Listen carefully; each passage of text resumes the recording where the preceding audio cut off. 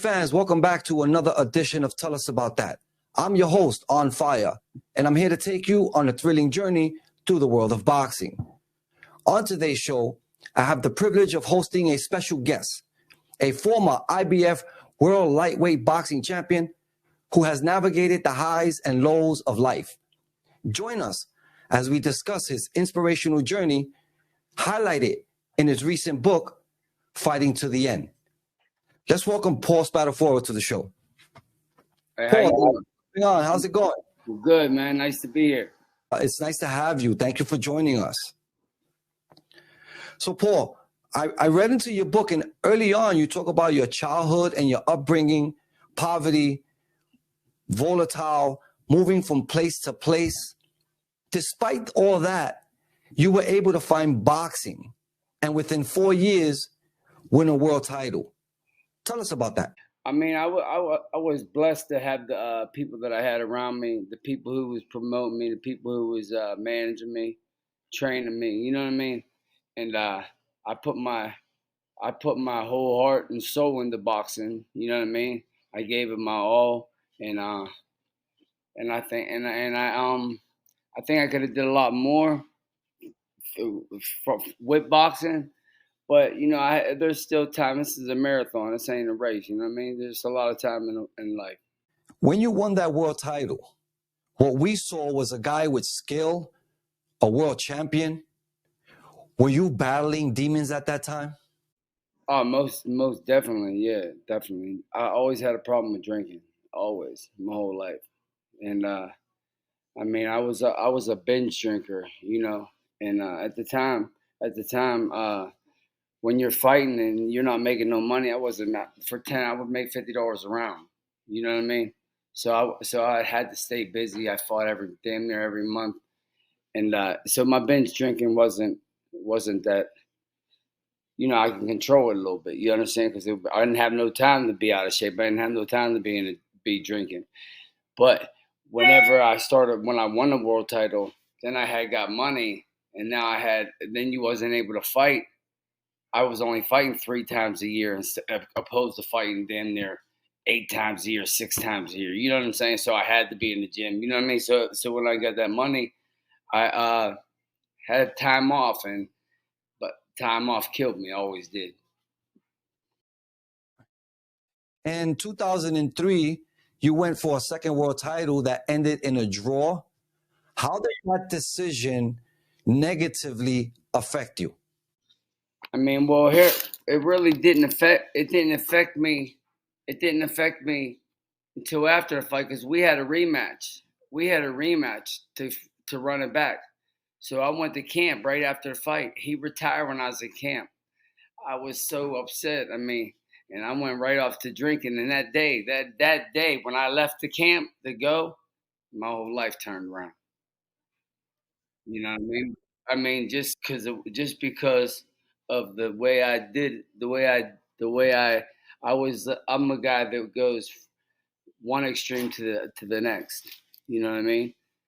So I wasn't just like, you know what I'm saying? So when I was drinking, I was all the way in. I was all the way in. Whatever I was doing, I was all the way in. You know what I mean? When we saw you in the ring, we saw a spectacular athlete. How were you able to do that despite your out of the ring happenings? I mean, I just was gifted, and I was very dedicated to boxing, and regardless of what I was doing, I was always in the gym. Like I was in the gym. I was always doing something in boxing. You know what I mean? And I was a good athlete. I was good at basketball, good at football. You know what I mean? So I was able to adjust, and I was 23 years old, so it was a little bit different. You know what I mean? 28, I was still young, still could. You know what I mean? Yep. Paul, you made eight successful title defenses, and you had a record of 49, 1 loss, 1 draw. Why did you retire? I was just done. I went out to Las Vegas, and I started working with Kenny Porter, and I just couldn't take it no more. I couldn't take the punches and none of that. You know what I mean? So it was just like I knew it was time to stop. So tell me, how does the title of your book, fighting till the end coincide to your life? I mean, it's still a fight. Like right now, I'm still fighting. We still fight every day. You know what I mean? I'm in the gym every day, still just like I was doing in the beginning. You know what I mean? Just trying to make fighters better and try to, benefit of all the things that I have to give. Let them benefit from that. All right.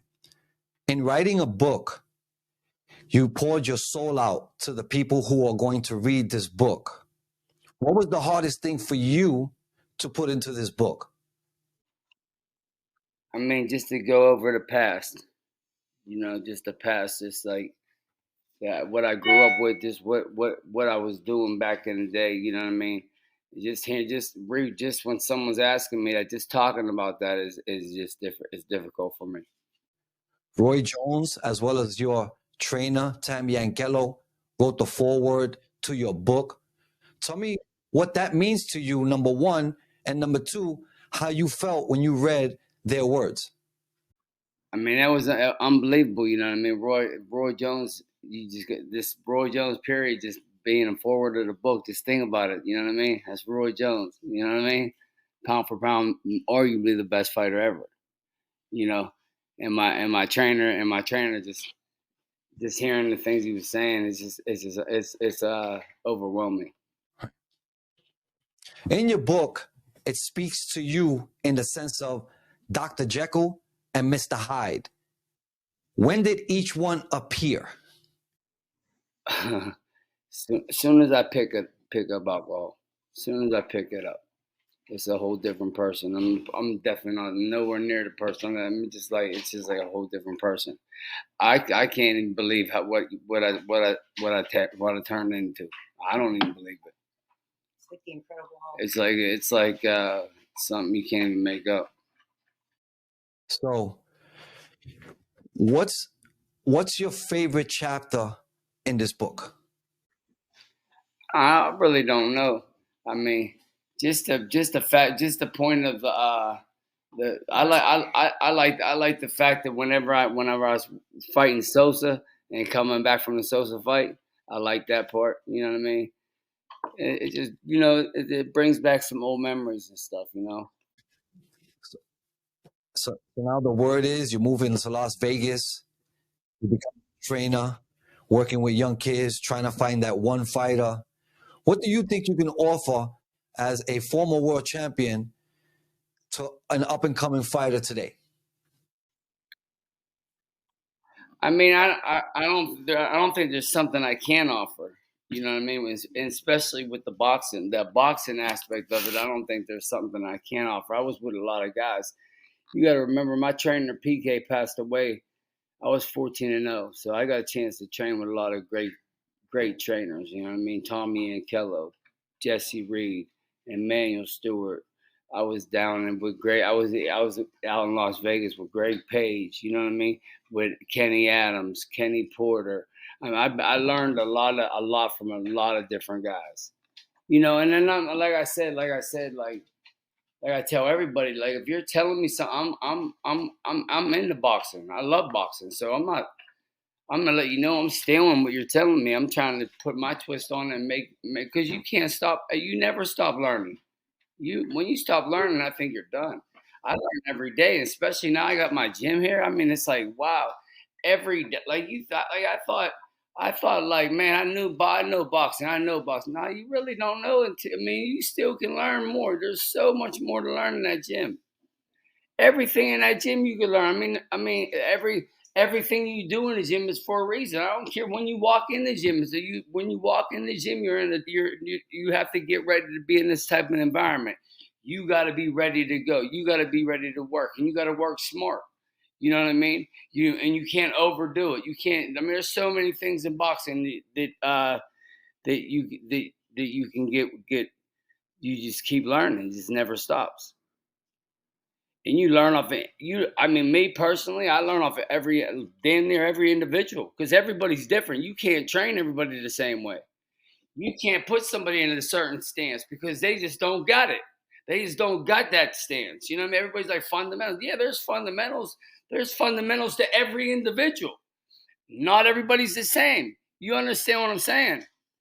Oh, the basic, yeah. It's basically, yeah. Your chin's got to be down. You bring your hands back. Yeah, we know all that, but not everybody does it the same way. You know what I mean? That's all. I learned something in reading your book myself. Tell us about your tattoos and some of the meanings that they have behind them.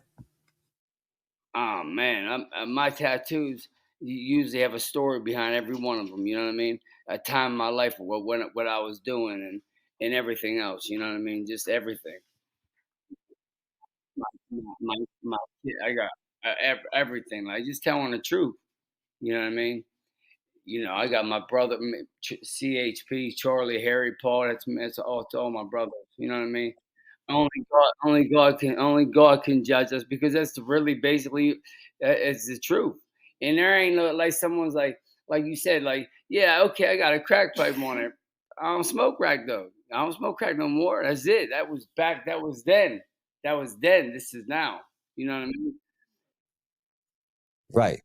But the tattoos definitely have some sentimental meaning to them. And it's just interesting and intriguing that you chose those part of your life to mark yourself forever with. So, what do you hope that people learn about you or maybe about themselves by picking up your book? You can come back from anything. I mean, if you can come back from anything. I mean, there's until it's it ain't over till it's over. Till it's over. You know what I mean? You could always benefit. You could always take a lesson you learn. You just don't want to learn a lesson when it's too late. You know what I mean? When it's over, when there ain't no more coming back. You know what I'm saying?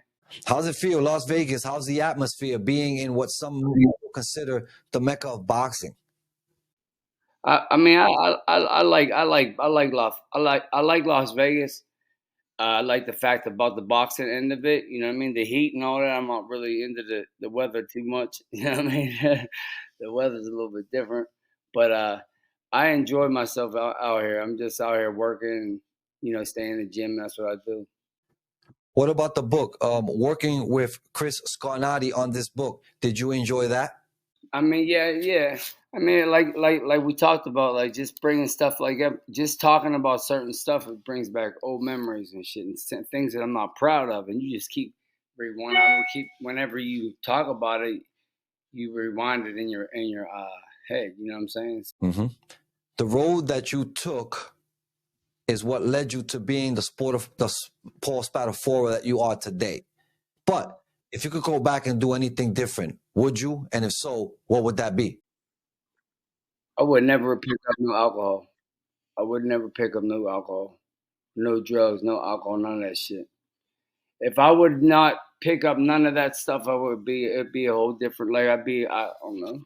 Who knows what you could have been? I don't know. I don't know. I think alcohol and drugs and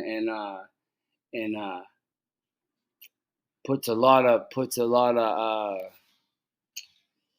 it don't bring the best out of you. You can't put that in your body and expect to be a great athlete. You understand what I'm saying? I think that's something you can't do. Are you a fan of boxing? And if so, what do you think about the state of boxing today?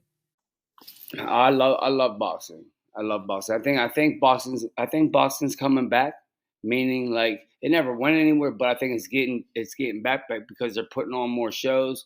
They're putting on like they're making fight the best, and they're getting together and they're fighting the best. You know what I mean? I think that's it's making boxing better.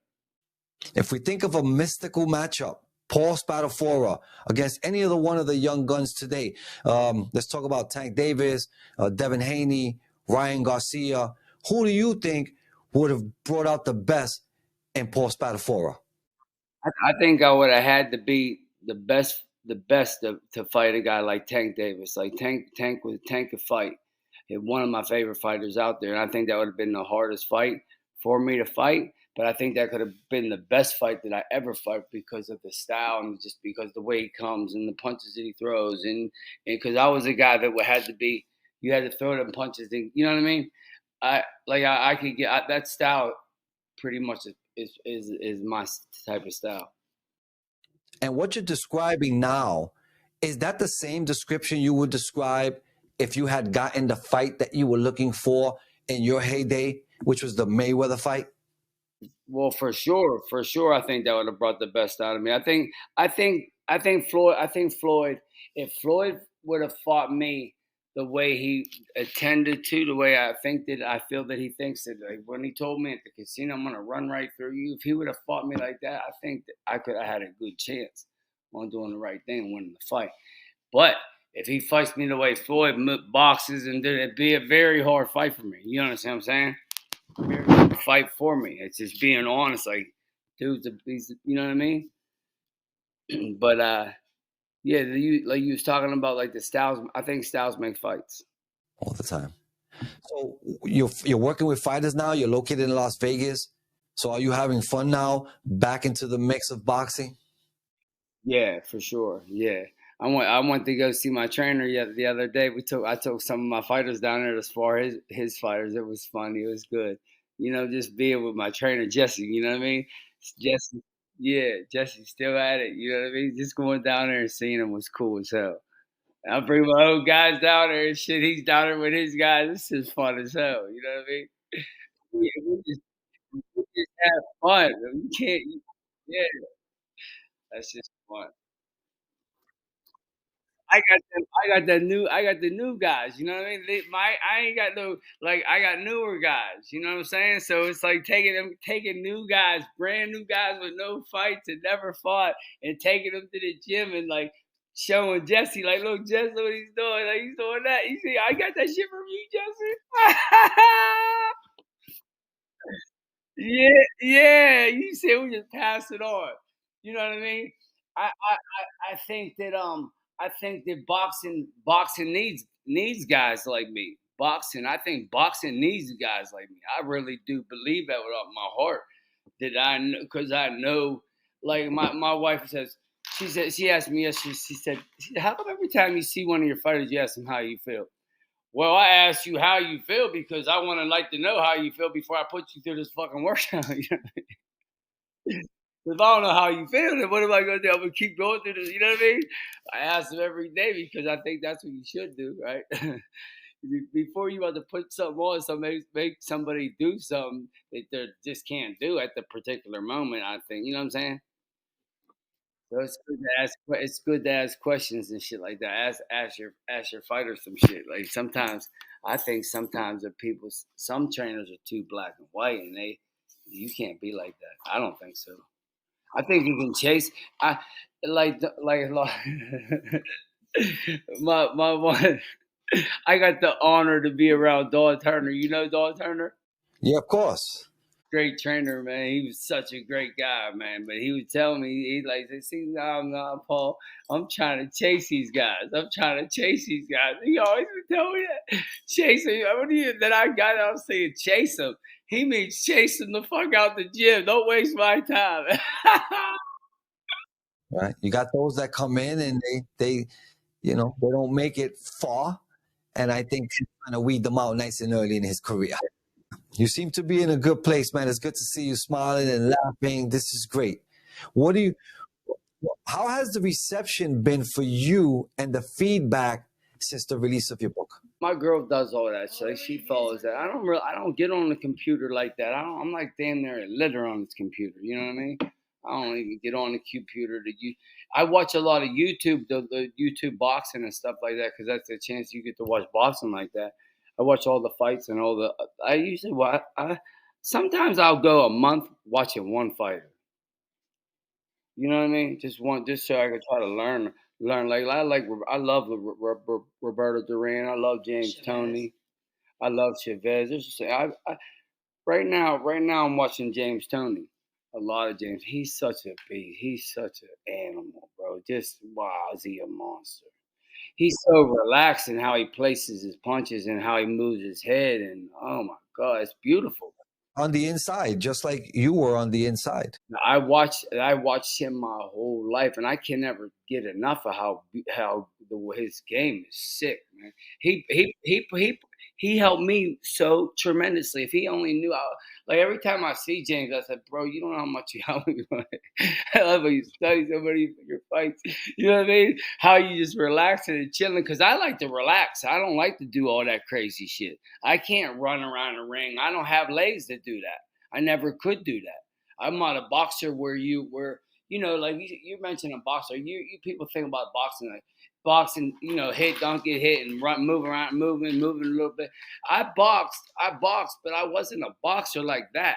You know what I'm saying? I was more of a guy that tried to emulate like James Toney. I'm more taking chances, be in front of you, like right in front of you. You know what I mean? More of that type of guy.